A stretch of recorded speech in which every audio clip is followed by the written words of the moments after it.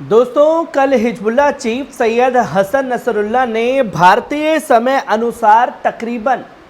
9:30 से 10 बजे के बीच आकर के दुनिया के सामने अपनी तकरीर को रखा और ये तकरीर जो है तकरीबन 1 घंटे की चली। और अगर बात की जाए लेबनान के समय अनुसार तो शाम को 5 बजे से लेकर के 6 बजे तक ये बड़ी तकरीर जो है वो दुनिया के सामने आए, जहां कई बड़े ऐलान जो हैं हिजबुल्लाह चीफ ने इजराइल को लेकर के किए और साफ तौर पर उन देशों को चेता दिया है कि अगर आपने लेबनान के खिलाफ हिजबुल्लाह के खिलाफ एयर स्पेस की जगह अगर इजराइल को दी तो हम सीधा सीधा उन देशों के ऊपर भी और उन लोगों के ऊपर भी हमला करने से गुरेज नहीं करेंगे। जहां 1 घंटे की लंबी तकरीर में कुछ महत्वपूर्ण अंश जो हैं उनके बयान के सामने आए हैं, जहां खुल करके उन्होंने ये चेता दिया इजराइल को कि आप जिस भाषा में भी हिजबुल्लाह से बात करेंगे उसी भाषा में आपको जवाब दिया जाएगा। और आप साइट पर चल रहे इस वीडियो को साफ तौर पर देख सकते हैं,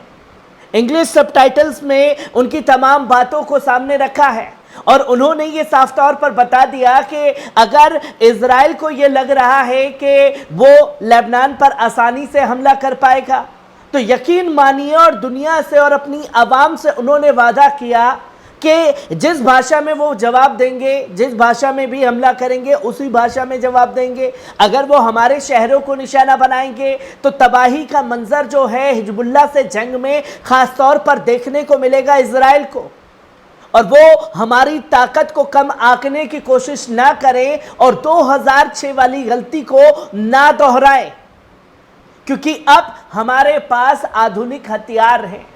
और हम तमाम टेक्नोलॉजी के साथ में इजराइल के ऊपर बड़े हमले कर सकते हैं, जिसकी साफ तौर पर उन्होंने चेताया है इजराइल को। और महत्वपूर्ण अंशों में अगर बात की जाए तो सबसे पहले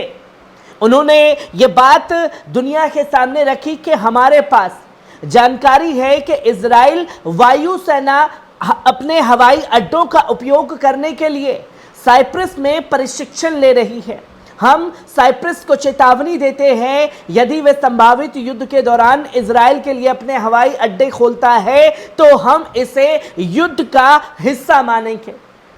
और साफ तौर पर साइप्रस को चेताया कि हम आपके ऊपर सीधा सीधा हमला करने से गुरेज नहीं करेंगे, क्योंकि आप को खुले तौर पर हमने चेतावनी दी कि ऐसा ना करें, पर फिर भी आप जब ये कर रहे हैं तो आपके ऊपर भी हम हमला करेंगे, जो कि खुले तौर पर धमकी दे दी गई। तो वहीं दूसरे अंश में जो सबसे महत्वपूर्ण बात थी हिजबुल्लाह चीफ की, उन्होंने ये बताया कि हिजबुल्लाह की ताकत है, उनके 1 लाख से अधिक लड़ाके जो सैनिक उनकी तरफ से जंग लड़ रहे हैं और ये मोर्चे जो हैं हर जगह पर तैनात हैं और चप्पे चप्पे पर इजराइल को धूल चटाने के लिए तैयार हैं।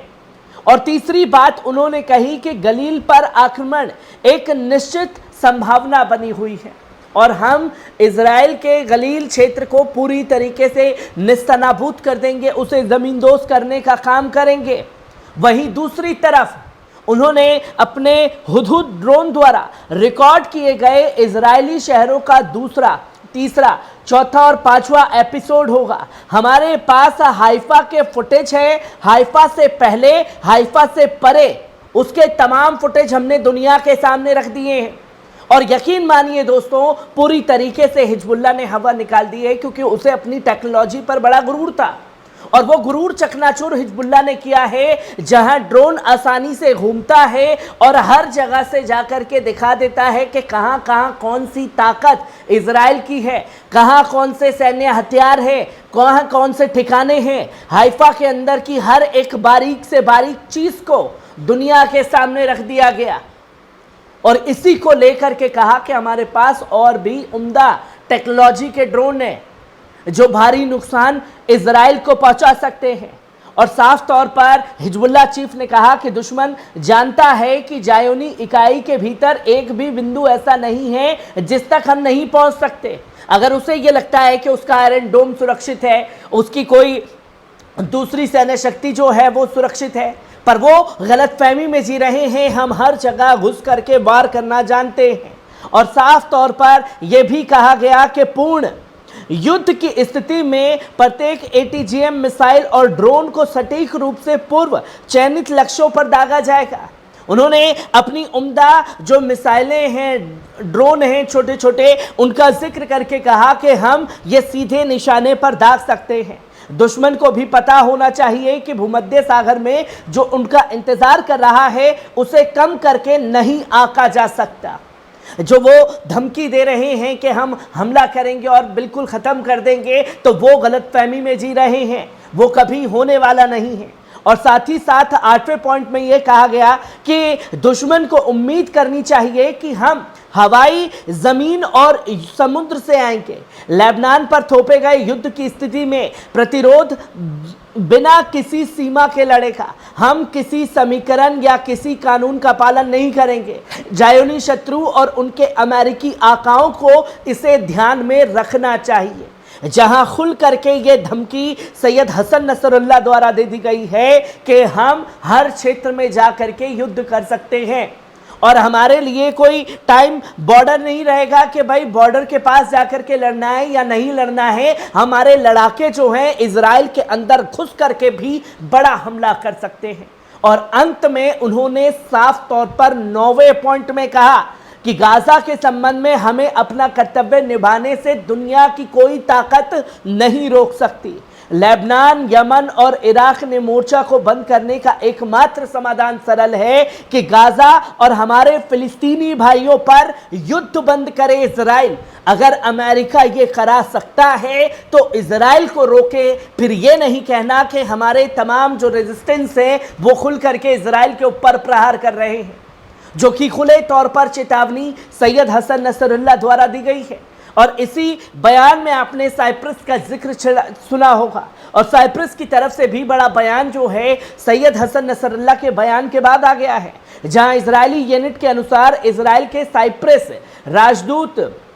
कॉर्नेलियोस एस कर्नेलियो ने कहा कि निकोसिया हिजबुल्लाह के महासचिव सैयद हसन नसरुल्लाह के भाषण को संबोधित करेंगे। उन्होंने कहा कि जब ऐसा कोई व्यक्ति धमकी देता है तो हम निश्चित रूप से जवाब देते हैं। और साफ तौर पर सैयद हसन नसरुल्लाह साहब की बात को मानने से इनकार कर दिया। एक सख्त बयान में कहा गया है सैयद हसन नसरुल्लाह द्वारा कि साइप्रस सरकार को अपने हवाई अड्डों और ठिकानों को इजरायली कब्जे के लिए इस्तेमाल करने की अनुमति देने के बारे में चेतावनी दी। साइप्रस सरकार को चेतावनी दी जानी चाहिए कि लेबनान को निशाना बनाने के लिए अपने हवाई ठिकानों को दुश्मन के लिए खोलने का मतलब है कि युद्ध का हिस्सा बन गया है। राजदूत ने सैयद हसन नसरुल्लाह को कोई जवाब नहीं दिया, लेकिन हम इजराइल के साथ घनिष्ठता समन्वय में काम कर रहे हैं और मुझे यकीन है कि वे इसका स्वागत नहीं करते हैं। जहां खुल करके ये तय हो चुका है कि बड़ी जंग